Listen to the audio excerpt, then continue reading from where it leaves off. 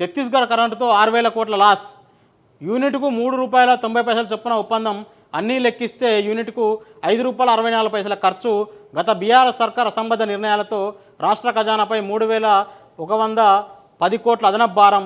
ఆశించిన స్థాయిలో జరగని విద్యుత్ సరఫరా, బకాయిల విషయంలోనూ అస్పష్టతే.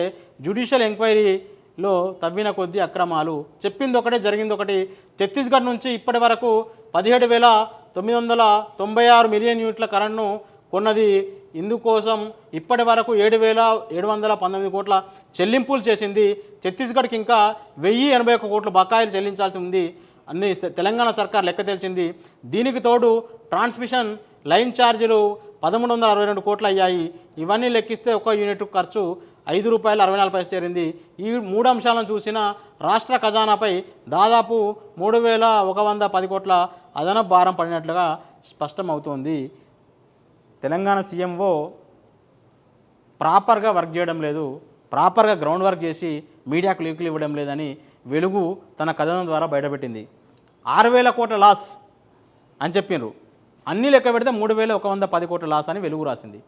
కాంగ్రెస్ పార్టీ సంబంధించిన యాజమాన్యంలో ఉంది వెలుగు మీడియా, వెలుగు V6 మీడియా. 6,000 కోట్లు అంటే వీళ్ళే 3,000 కోట్లు తీసేసినారు. వాస్తవానికి చాలా దూరంగా ఆ మీడియా లీక్ ఉన్నట్టుగా తెలుస్తోంది. జ్యుడిషియల్ కమిషన్ ఎంక్వైరీలో తవ్విన కొద్దీ నిజాలు వెల్లడవుతున్నాయని వెలుగు రాస్తే, కానీ ఆ లీకును మాత్రం సీఎంఓ ఇచ్చింది. అంటే judicial commission chairman day to day సీఎంఓకి రిపోర్ట్ చేస్తున్నారా? ఎక్కడేం జరిగిందో సీఎంఓకి చెప్తున్నారా?